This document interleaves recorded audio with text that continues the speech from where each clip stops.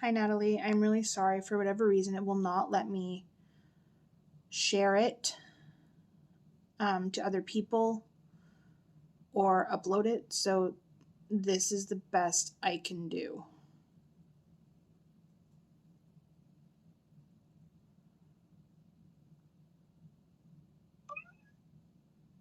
Hello, so my name is Amy Musclo, and this is my infographic.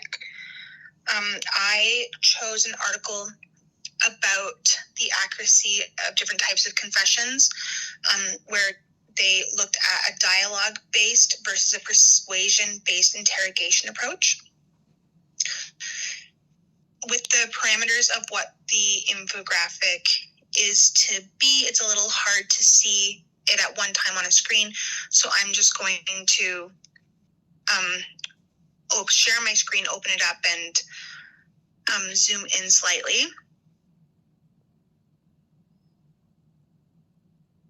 So as I mentioned, it's a dialogue-based versus a persuasion-based interrogation approach that was studied, and this was done by a university in Canada, and their background that made them want to research this further is that there have been many studies done where these two approaches have been looked at, but they have not directly been looked at together at the same time.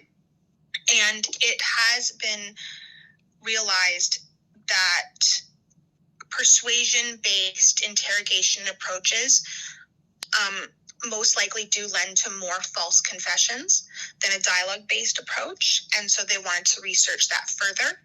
Currently in Canada, the majority of police interrogations are done using the Reid interrogation method, which is question-based. So they will ask, where were you? Why did you do this? Why were you with these people? Instead of just letting the person being interviewed provide their account of what happened. Whereas in England, the peace model is more dialogue-based, and they just listen to what the person has to say before doing anything further.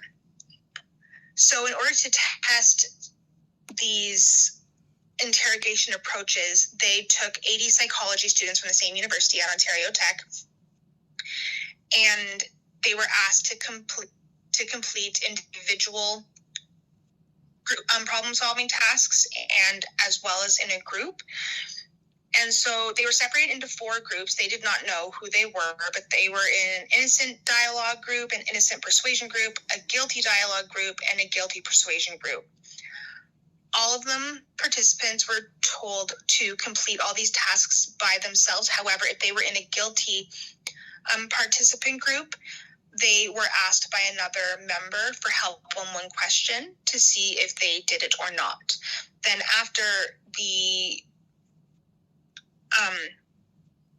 questions were answered, they were taken to be interrogated, and the experimenter that was doing the interrogation was not told what group each person was in, whether they were guilty or innocent, but they were told which interrogation technique to use, either dialogue or persuasion.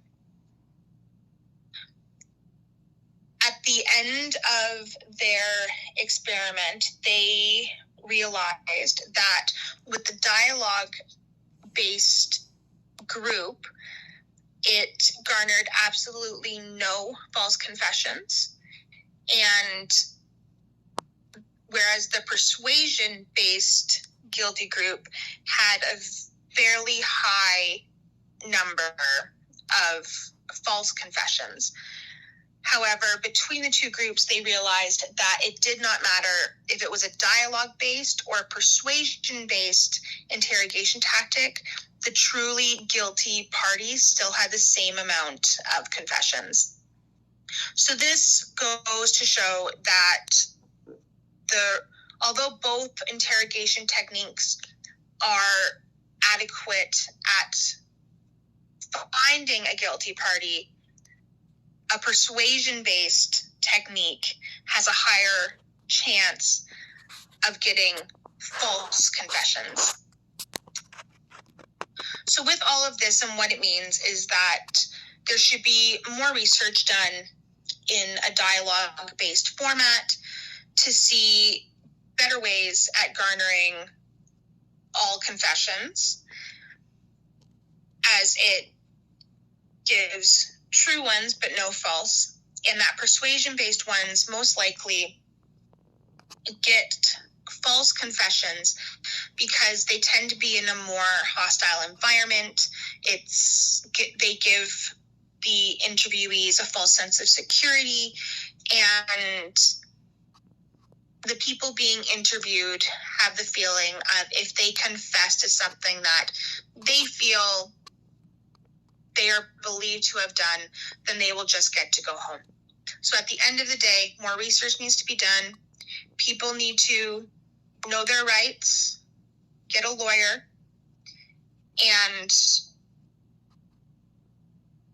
make sure that they're being treated in a fair way.